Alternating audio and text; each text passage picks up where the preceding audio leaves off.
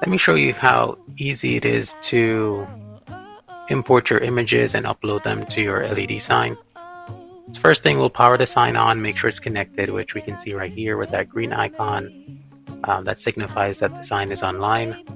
So we'll move over to the solution section, then we'll create a new solution. We'll set our screen size for the sign that we're going to upload the content to, hit OK. And then we'll go ahead and add a file window and then import the graphic. Then we'll add another window, but before let's set that to fill the screen.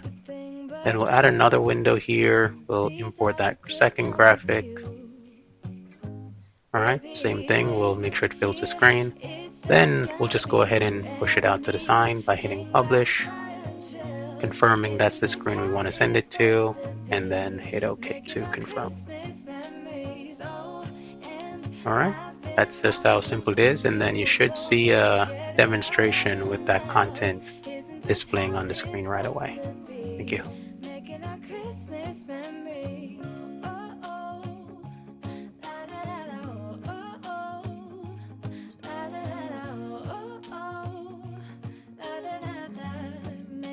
Christmas memories.